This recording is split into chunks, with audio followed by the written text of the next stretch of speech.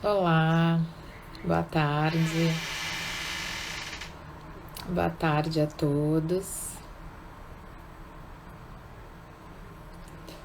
Boa tarde a todos. Vamos aguardar mais uns minutinhos, esperar os nossos convidados entrarem. A nossa convidada de hoje já está aqui, a Brenda. Esperar mais uns minutinhos.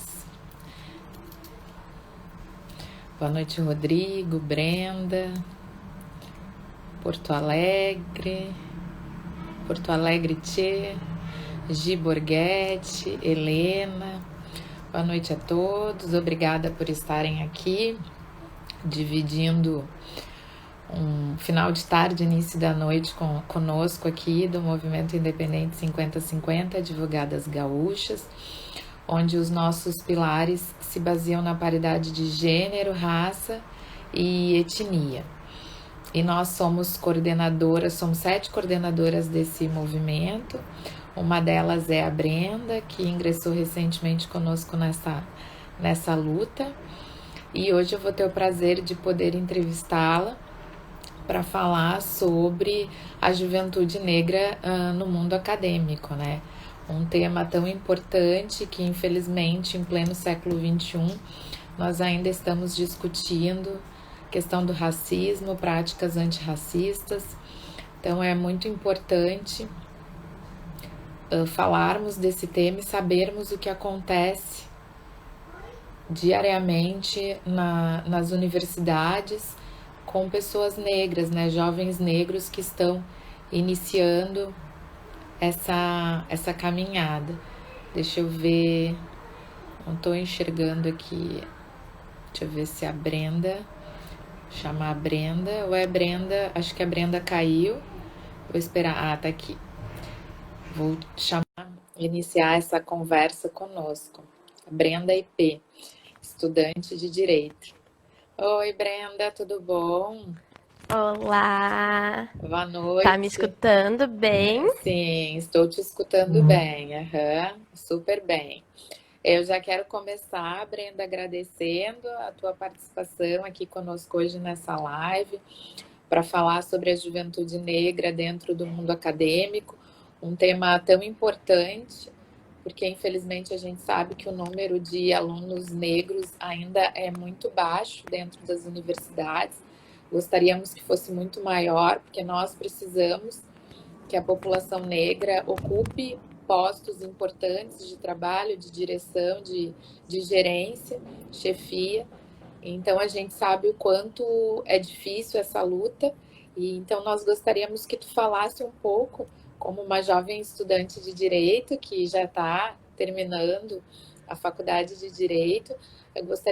Gostaríamos que tu falasse um pouco da tua experiência dentro da universidade, da faculdade de direito. Bom, boa tarde a todas e a todos. Não posso começar sem antes agradecer o convite, né, Letícia?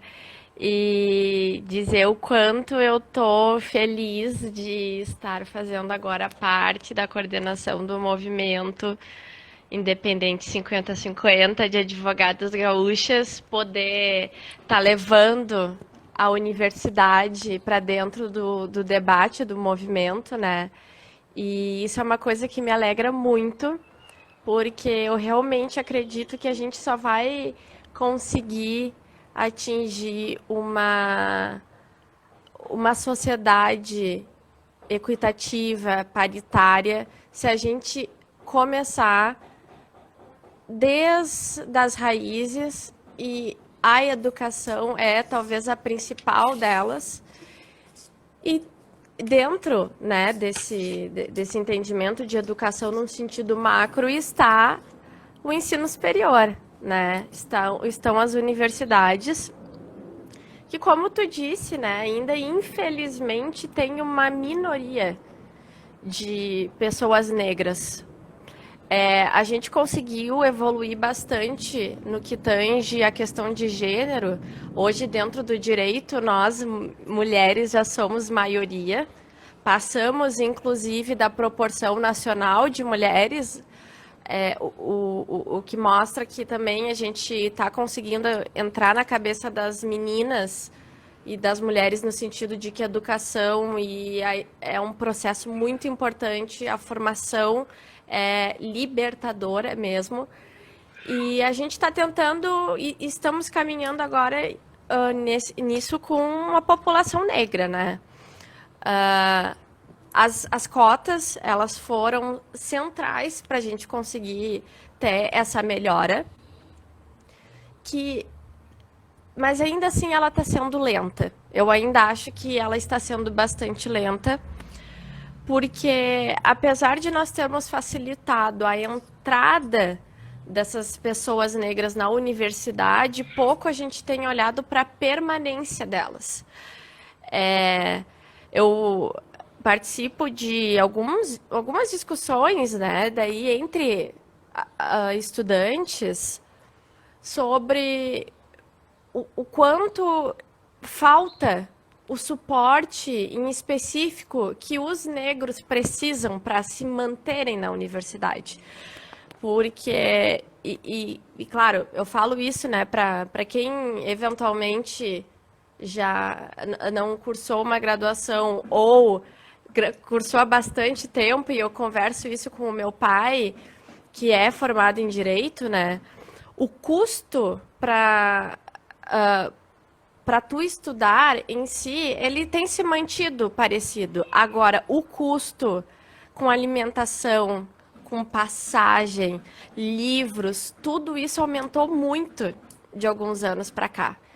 Então, se a gente pensar que muitas pessoas negras hoje são as primeiras de suas famílias em gerações que estão entrando na universidade, elas têm questões muito além da simples entrada para enfrentar.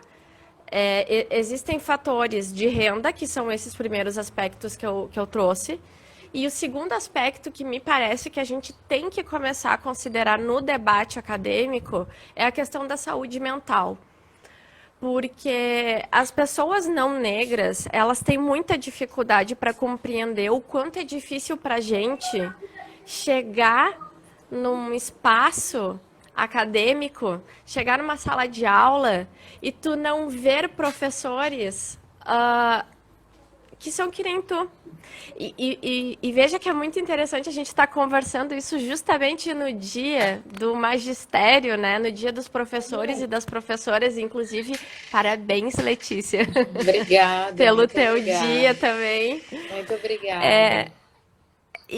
O professor, a professora, eles exercem esse papel de serem verdadeiros exemplos para a gente. Dessas pessoas que a gente que está ali sentadinhos... Ó, o Caio aí. A gente que está ali sentado, observando tudo aquilo que vocês estão passando para a gente, vai muito mais do que um conteúdo, é exemplo. Ainda mais porque o professor universitário, por ele já estar... Desculpa. Capaz. Pode falar. Nem... As crianças que mandam na casa durante essa quarentena e na vida. Exatamente, são as crianças. Elas que mandam a gente. Exatamente. Tá, meu filho. E o que acontece? O professor, a professora exerce muito mais do que um simples papel de estar transmitindo conteúdo. O professor universitário, ainda mais, ele carrega consigo a caminhada de carreira. E no caso da gente aqui do direito, a carreira jurídica. Então, o professor que vai ali para a sala de aula, ele já é um advogado, ele já é um promotor, ele já é um juiz, enfim, ele já exerce alguma carreira, né? E é isso que as pessoas não negras não entendem da importância de a gente ter professores negros, porque é como se com a inexistência deles, é como se tu tivesse ali na sala de aula pensando, mas então quer dizer que eu vou me formar e eu não vou atingir essa posição, né? Ou, será que eu vou conseguir atingir a minha carreira? Será que eu vou ser discriminado lá no meu trabalho, naquela carreira que eu escolher exercer? Porque isso é importante. que nem brincam bastante, né? Quando a gente tá fazendo vestibular, tá escolhendo o que, que a gente vai fazer de graduação, aí tu diz, vou fazer direito. A pessoa diz, não, mas o direito te abre um leque de opções. É padrão, né? A gente que é estudante escuta isso direto. Tá, mas se eu não vejo um professor ou uma professora negra, que é que nem eu sou, será que o meu leque vai ser tão grande quanto é para os outros? Então, existem esses aspectos que a gente tem que começar a enfrentar enquanto universidade. E nós, estudantes negros, a gente passa por esses questionamentos. Eu sou plenamente consciente de que, para mim, essa questão diminui bastante, porque, afinal de contas, o meu pai é negro e o meu pai, ele tem graduação, ele é advogado, ele hoje não, né? Há bastante tempo está dentro da OAB, mas hoje é conselheiro estadual, então ele conseguiu atingir alguns postos bastante interessantes, só que eu continuo sendo a exceção à regra. Então, me parece que é minha responsabilidade, enquanto pessoa que está a um passo à frente, ainda que um passo pequeno, mas ainda que um passo à frente, ecoar a voz de quem, e não falar por, porque eu não falo por ninguém, eu ecoo a voz das outras pessoas que realmente têm essa dificuldade. Isso tem que ser discutido. E isso aí, quando tu fala exatamente ecoar a voz, é um ponto central, porque eu me sinto assim, eu me sinto nessa obrigação, porque como eu tive oportunidade, que é o que falta para a maioria da população negra, infelizmente, como eu tive oportunidade, eu tenho que fazer por merecer essa oportunidade, podendo ajudar, auxiliar nessa luta antirracista, contra o racismo, para com os meus, para com as pessoas negras como eu. Eu me sinto nessa obrigação. Acredito que, às vezes, a gente, por essa tão desvalorização da população, a criminalização da população negra, a gente demore um tempo para assimilar tudo isso e saber como se posicionar perante isso. Mas no momento que tu descobre como tu pode auxiliar, aí parece que é um alento que te dá, porque tu sempre viveu naquele mundo de criminalização da população negra, da falta de direitos, da falta de condições de saúde, de oportunidades. E aí, quando tu acha, tu encontra um lugar em que tu possa lutar, em que tu possa ecoar a voz dessas pessoas, acaba te dando um alento, porque tu se sente... Eu acredito, eu não sei tu, Brenda, mas durante muito tempo eu me senti num limbo, assim, porque ao mesmo tempo que eu não era branca, eu tinha acesso a lugares onde pessoas não brancas não tinham, sabe? Então eu me senti, afinal, o que eu sou?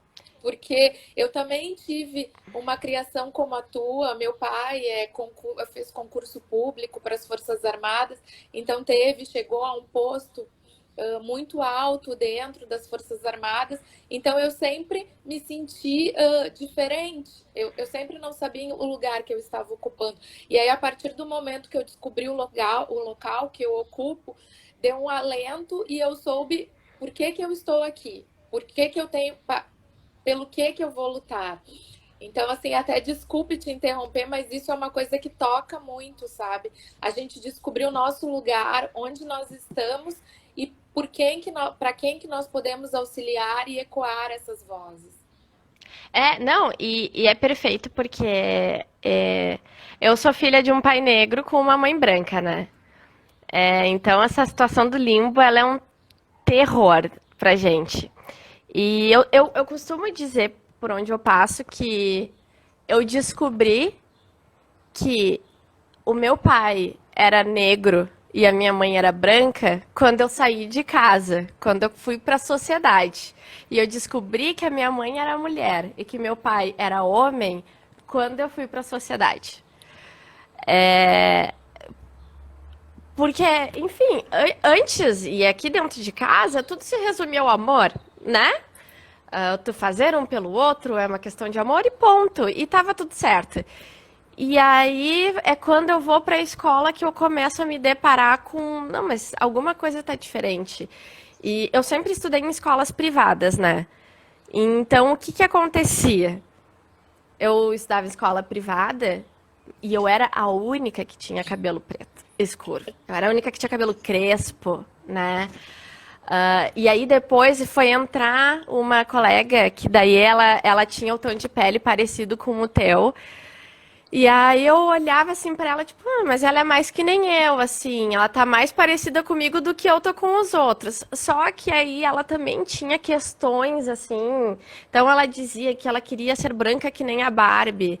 Então, foi interessante, a gente é amiga até hoje, que a gente precisou crescer e veja, nós precisamos sair da escola, a gente precisou sair da escola, a gente precisou entrar na universidade para a gente exatamente entender a posição que a gente estava.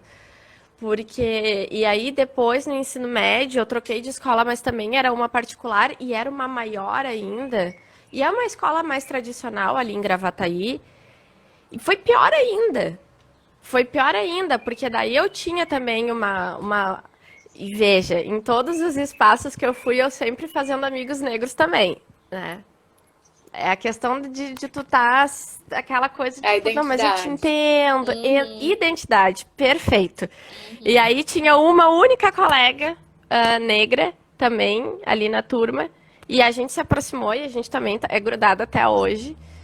E a gente também olha para trás, a gente, nossa, a gente precisou sair da escola para a gente entender o que acontecia com a gente na escola. Porque a gente sofria situações e tudo se resumia, não, mas era só uma brincadeira. Ou não, mas tu tá muito sensível, tu não entendeu direito. Então a gente precisou sair daquele espaço para entender. E é por isso que eu acho que a universidade, o ensino superior, ele é um espaço tão de privilégio, porque é um espaço que te inquieta, que te provoca a pensar e te provoca a questionar, ainda que seja se questionar, e questionar a própria história e a própria existência. E tanto que foi a partir daí que eu comecei a me identificar como mulher negra. Porque quando eu cheguei na universidade, em que eu também muitas vezes não fui bem recebida, eu não sentia que eu era bem-vinda, que eu comecei a compreender, não, mas só um pouquinho. Eu acho que aqueles colegas, e aí eu ainda estou falando na questão mais horizontal de colegas, relações de colegas. Eu ficava pensando, não, mas aqueles colegas, eles não me enxergam como uma pessoa branca. Eles não me tratam como uma pessoa branca. E aí que eu fui começar a estudar a questão do colorismo e tudo mais. E quanto mais eu ia estudando, mais eu ia compreendendo toda essa caminhada que eu vim fazendo. E aí foi quando eu me dei por conta, não, eu sou mulher e eu sou uma mulher negra. Porque se assim não fosse, eu seria tratada como uma mulher branca E de modo algum eu sou tratada como uma mulher branca dentro da universidade. Também nunca fui em outros espaços. Hoje eu já vejo que, na verdade, nunca fui, sabe? E é aquilo. Então, a gente aqui dentro de casa, daí fica nesse vai e volta, né, da relação de casa. E eu ainda moro com a mamãe e com o papai, então a gente conversa muito, porque a minha mãe e o meu pai, eles exerciam muito a questão de me escutar. Eu falo muito porque a minha mãe e meu pai também me escutam muito. Justamente para eles tentarem acalmar, às vezes, as angústias que eu estava sentindo, mesmo que eles mesmos não compreendessem. Até porque, justamente, a minha mãe, enquanto mulher branca, ela sempre soube que existe racismo. Dentro da família, ela teve que, junto com o meu pai, enfrentar o racismo. Mas é complicado tu explicar para o outro. E tu explicar para o outro a partir de algo que tu não sente. E o meu pai, enquanto homem negro, o meu pai compreendia, mas tu via que faltava a questão do explicar o porquê. Porque também eu acho que meu pai não teve o tempo que eu tive para estudar a questão. Eu também acho que. E, gente, imagina, meu pai, ele se formou quando eu nasci. Tava lá a Brenda com um mesinho de idade na formatura. Eu não sei como é que era na época, né? Mas o que me alenta e que me deixa assim mais tranquila e esperançosa é que meu pai ocupou por muitas vezes esse espaço do negro único. E a filha dele mais nova já está conseguindo não ser a negra única. Mas ainda assim, como eu não estou satisfeita, nós queremos mais. A gente quer exatamente aquilo que busca o movimento, que a gente tenha pelo menos uma identificação paritária, né? Então, não sei, nesse espaço de vivência e vivência acadêmica, eu fico indo e vindo e refletindo. E aí, às vezes, eu vou ali na parte da academia para tentar explicar, às vezes, eu volto para o lar, volto para casa, volto para as origens, e é assim que eu vou, e é assim que eu tenho conseguido também ajudar, colaborar para fortalecer outros, né? Sim, porque é muito importante. Eu também, na minha vida acadêmica, eu fui mais parecida com teu pai, embora não faz tempo, mas nem tanto tempo, mas eu era única e durante muito tempo eu fui única, sabe? E é muito ruim, porque, como eu te falei, tu se sente um peixe fora d'água, tu não te vê representada, tão pouco tu vê professores negros. Agora, no meu mestrado, é que eu tive um colega negro no doutorado, na pós-graduação, né? Ele fazia doutorado, eu mestrado, e uma colega também que fazia doutorado. Mas no mestrado era só eu de aluna negra. E aí eu me sentia representada por uma professora negra da graduação, que não era nem da pós-graduação. Era a única professora negra da graduação. Então é bom tu te ver representada, mas ao mesmo tempo, pô, são tão poucas, sabe? Nós somos tão poucos que a ocupar esses espaços e fora assim, mulheres negras, professoras com doutorado são menos de 1% no Brasil. Então, assim, tem alguma coisa que está errada. Eu não quero entrar num restaurante e a única pessoa negra que eu vejo, além de mim, como cliente, é o garçom. Eu não quero, É. entende? É, e as instituições, elas têm que se comprometer com isso. Porque se a gente realmente conseguir compreender a questão do racismo estrutural, que é uma questão que está em todo o Brasil, permeia todo o Brasil, então todo mundo tem que criar esse compromisso. E eu acho que o que me incomoda muito e me dói é essa falta de comprometimento das pessoas não negras com isso, sabe? Isso é uma coisa que me dá muita inquietação, porque de novo, eu reitero essa questão de que a gente tem que compreender a universidade, o ensino superior como espaços pedagógicos. Então, são espaços em que a busca pela representatividade ela tem que ser ainda maior. Uhum. Porque tu tá formando ali o pensamento, né? Tu tá formando, inclusive, os ideais de muita gente. Exatamente. E a gente não pode Então, esquecer que não é só são ciências jurídicas e sociais. A gente não pode esquecer desse detalhe. exato, é impressionante. Porque sejamos bastante sinceros, assim, não tem dúvidas de que a educação básica no Brasil ela tá problemática há tempos, né? Então, a gente ultimamente tem saído da escola pronto para fazer vestibular e só. A verdade é essa e a gente tem corrido muito atrás. O que tem diminuído um pouco essa questão foi justamente a internet, porque permite que os alunos tenham um pouco mais de autonomia de ir atrás e entender as coisas que por si só não saberiam, né? Mas, enfim, o fato é que Como é que eu posso dizer? É que quando a gente vai para um direito, ciências jurídicas e sociais, a gente que vai mexer com pessoas e com vidas, a gente tem que compreender a sociedade. Porque muito das coisas que acontecem com aquela pessoinha única que te procura, existe todo um contexto na volta que se tu não entender esse contexto, tu não vai conseguir fazer um bom trabalho.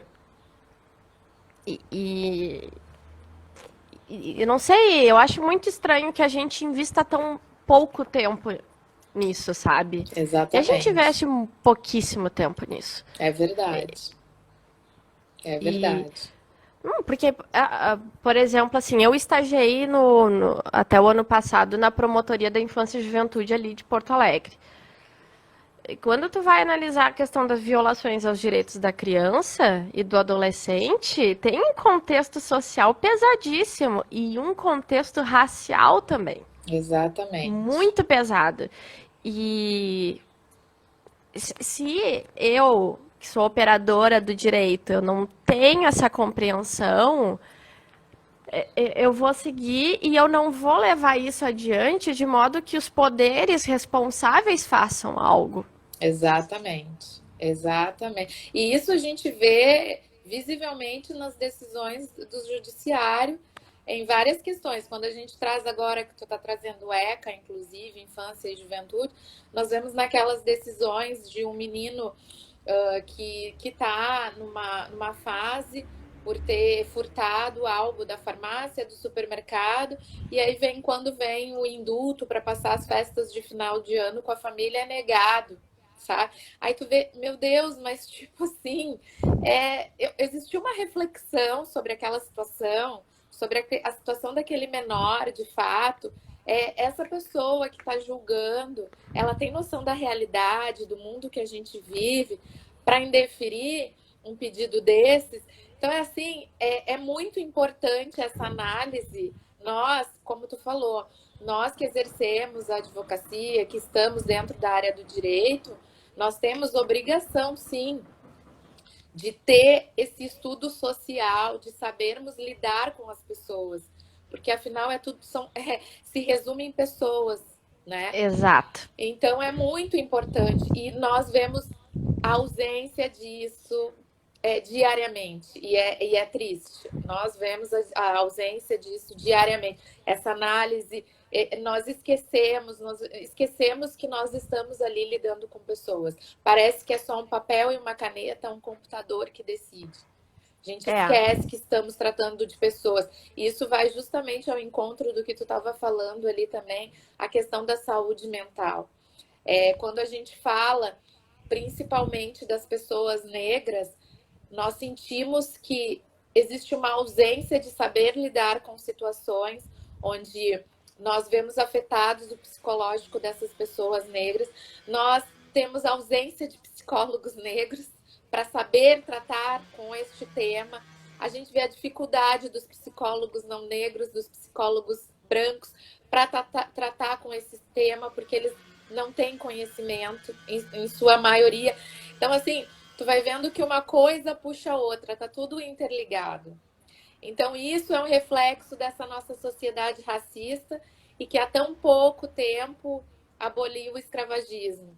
Então, tudo isso é um reflexo. E se nós não nos propormos como sociedade em geral a fazermos mudanças, a lutar por essas mudanças, nós não vamos sair do lugar. Nós vamos continuar falando disso daqui a 10 anos. Exato, e é angustiante. Hoje mesmo eu estava fazendo uma revisão bibliográfica, porque eu estou fazendo TCC, né? Tava fazendo uma revisão bibliográfica dos materiais que eu já utilizei, o que eu vou poder utilizar de novo para o meu TCC agora, que eu utilizei para as pesquisas anteriores. E aí eu encontrei a dissertação de mestrado da Eunice Aparecida de Jesus, que hoje é por final Prudente. Na época ela não tinha o último sobrenome ainda. 1980. Ela fazendo uma dissertação de mestrado cujo objetivo final era dizer: temos que criminalizar, temos que tornar crime o racismo e não apenas contravenção penal. Ok. Só que antes tu analisa assim os capítulos anteriores, o que ela relata como sociedade de 1980 é quase igual ao que Brenda encontra na rua em 2020. E isso é desesperador. E aí é nesses pontos que eu entendo, às vezes, porque o que o meu pai fala, que às vezes ele fica meio assim, sabe? Dá pra ver uma angústia. Porque é angustiante mesmo. Eu sou muito novinha, eu tenho consciência disso. Eu sou uma jovencita, eu tenho 21 anos. Sim, super jovem. Não, eu sou uma. Uma bebê. Eu sou a bonequinha aqui de casa ainda. Mas para quem já tá nessa caminhada há mais tempo, deve ser desesperador. Tu vê que a coisa tá acontecendo e não tá mudando. E eu acho que a gente já teria uma baita evolução se as pessoas não negras ouvissem o que as pessoas negras têm para dizer. E aí isso é uma coisa que, trazendo também para a questão da universidade. Como a universidade ela ainda é branca, e aí eu digo branca não somente pelos professores e professoras, eu falo branca também pela bibliografia, pelo conteúdo, pela forma de abordagem. Ela é branca. Então, muitas vezes, quando a gente vai problematizar, a gente vai questionar. Eu me lembro até da questão de quando a gente estava discutindo justamente sobre o crime de racismo, em que alguns colegas brancos já levantaram a mão dizendo, pá, mas eu acho que é um exagero, porque eu, por exemplo, tenho um amigo que eu chamo de negão e ele não se importa. Não, só um pouquinho. Sabe o que é isso? Só um pouquinho.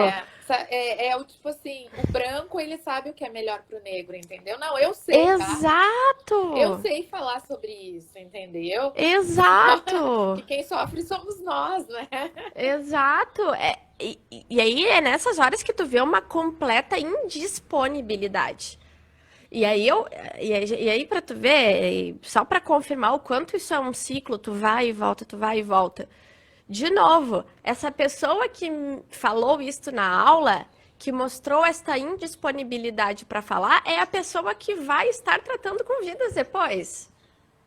E se ela teve esse trato no meio de um monte de pessoas iguais, fiquei eu imaginando se a pessoa daí já não, vamos lá, vamos virar um advogado.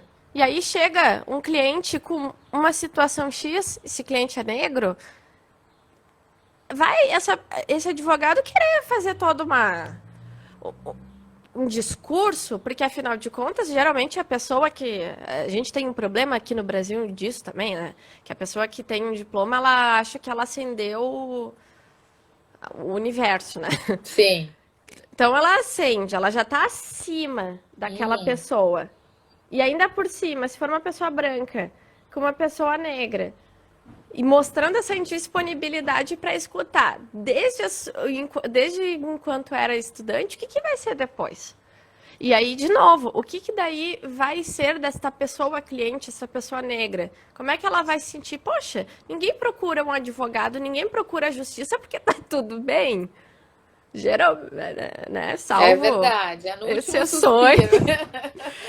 Não, tu é advogada, tu sabe melhor que eu, né? Que a pessoa só procura quando tá no desespero. Então a pessoa já tá vulnerabilizada pela situação que ela tá vivendo, seja ela qual for. E ela ainda vai ser menosprezada. Ela não vai ter sua voz considerada. Exato, por isso que é a necessidade, ciências jurídicas e sociais, porque além de tudo, tu tem que ser um psicólogo, porque tu precisa escutar a pessoa, tu tem que escutar e ouvir a pessoa, entende? Então, assim, tu precisa de todo um manejo, não é simplesmente... não é uma coisa que tu pega pronta, tá, vou fazer assim. Não, tu precisa escutar, tu precisa conversar, a gente precisa de uma escutativa. Então é muito importante, é muito importante. E isso é ausente infelizmente é ausente nas faculdades de direito, nós não temos isso, falta. Quem dirá, então, tratar de autores negros, né? Eu não sei tu, Brenda, mas eu, por exemplo... saí da universidade, tu acha que eu sabia quem era Luiz Gama? Tu acha que eu sabia quem era Esperança Garcia? Teresa de Benguela. Fui descobrir isso fora da faculdade, porque isso não me foi mostrado dentro da faculdade. Eu aprendi posteriormente e é muito triste, porque tiraram esse direito da gente saber de personalidades negras importantíssimas na história do Brasil. Luiz Gama foi um dos maiores abolicionistas e negro, salvou mais de 500 escravos que estavam, deu alforria para mais de 500 escravos, sabe? Foi uma pessoa assim, autodidata, não pôde ser advogado, porque não deram o título para ele, ele era rábula, porque ele era negro. Foi em 2016 que ele ganhou o título pela OAB de São Paulo.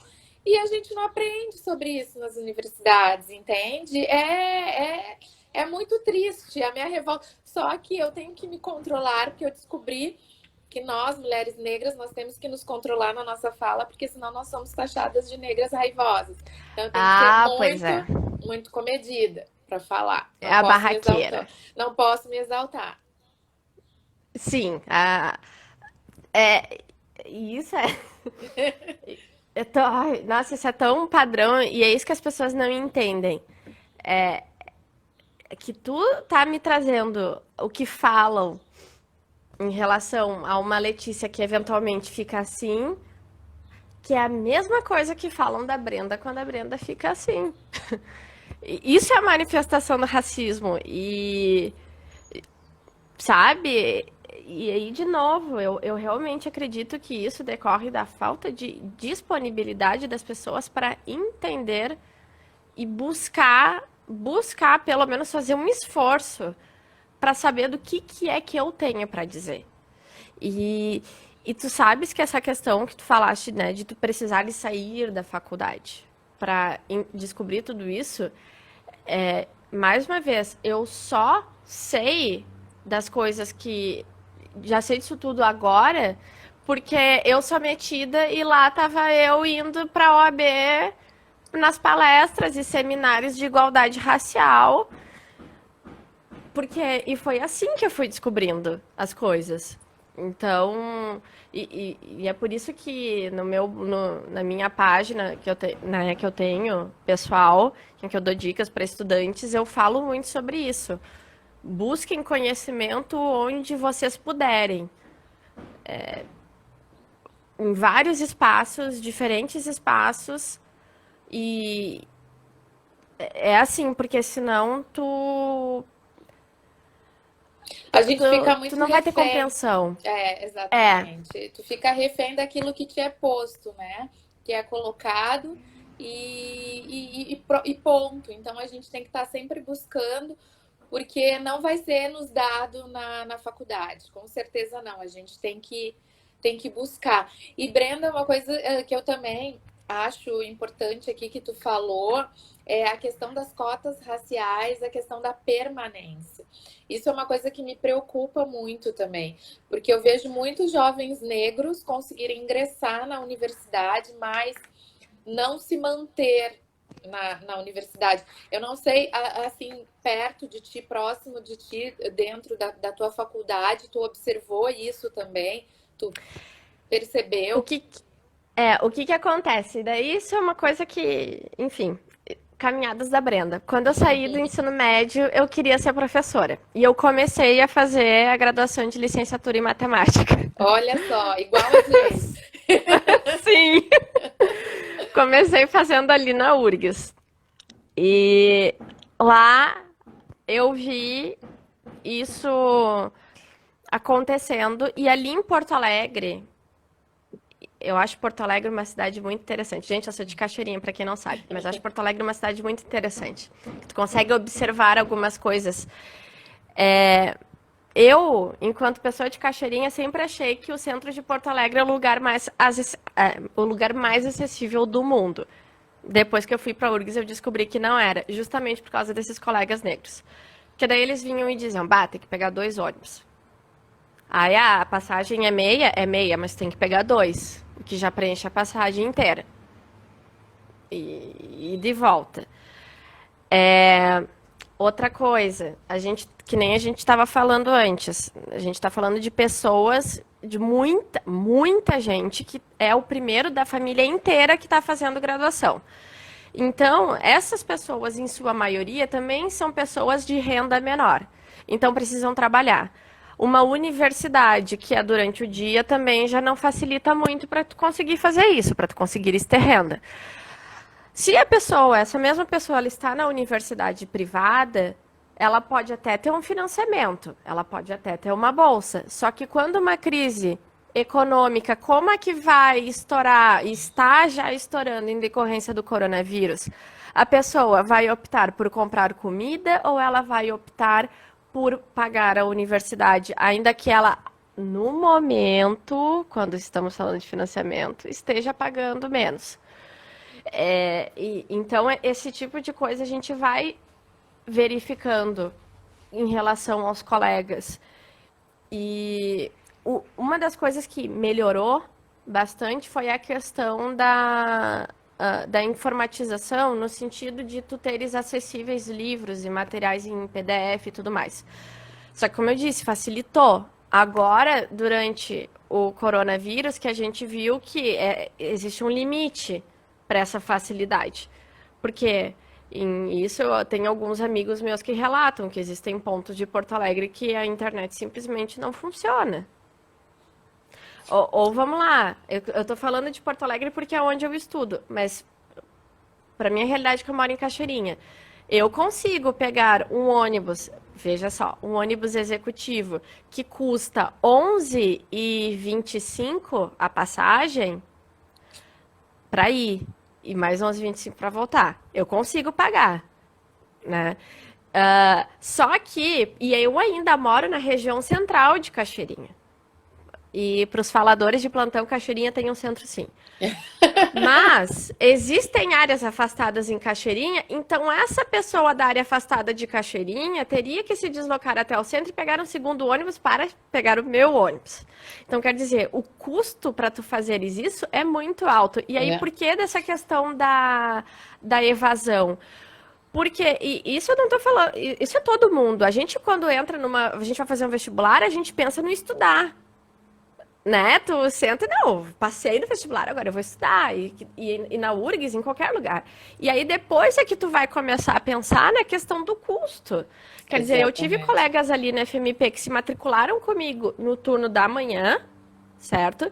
E depois começaram a alterar, a buscar cadeiras no turno da noite, no mesmo dia da manhã, para economizar a passagem do dia, para não ter que ir tantas vezes na mesma semana para o centro. Então, quer dizer, são vários fatores alheios ao curso em si, mas que eles pesam muito. Claro, porque infelizmente não são todas as pessoas que não precisam trabalhar, né? Em geral, as pessoas precisam trabalhar ou fazer um estágio para poder se manter nesse período que estão estudando, né? Para comer, para locomoção, e muitas ainda têm que pagar contas. Então, realmente é muito Exatamente. difícil. Quando a pessoa coloca entre comer e entre estudar, infelizmente, o estudo fica para um segundo plano, porque a pessoa. É que graças a Deus a gente nunca precisou passar por isso entre escolher, estudar e comer. Mas a gente sabe que a realidade brasileira é bem diferente disso. Exatamente. E eu costumo dizer que é tranquilo para mim, mas a minha exceção confirma a regra. Então, basta tu analisar a questão de análise de dados, e eu adoro estatística por causa disso. A estatística não mente. A estatística mostra isso pra gente, que é muito difícil. Eu tenho visto que tem bastante pessoas negras que estão entrando na universidade mais tarde. E isso é uma coisa que meu pai comenta. Que ele é um homem negro que sim conseguiu se formar, mas ele é um homem negro que conseguiu se formar com 45 anos. Enquanto existiam filhos à época de tantas N pessoas que com 25 estavam se formando. Então... É verdade, é bem isso. Nós somos muito exceções que tu vai conseguir se formar jovem, eu consegui me formar jovem e só precisei fazer um estágio no final da faculdade para aprender, porque meus pais não queriam que eu trabalhasse, foi só porque era uma questão de estágio para aprender. mas a maioria das pessoas, infelizmente, a realidade é outra. E hoje, realmente, eu vejo, não é de hoje, mas pessoas negras acabam se formando mais tarde, ou, em algumas vezes, até uma segunda faculdade, porque a primeira é mais voltada para a área, assim, assistência social, serviço social, sabe? Uma área mais de cuidados, assim. Mas é bem, realmente é uma realidade que entristece, mas é a realidade em que vivemos e estamos aqui lutando para mudar essa realidade.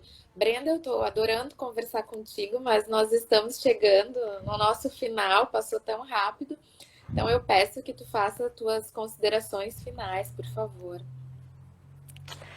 Bom, só tenho a agradecer a ti, Letícia, e agradecer a todo mundo que está aqui acompanhando a gente e aqueles que ainda vão ver, né? Porque vai Isso. ser publicado depois.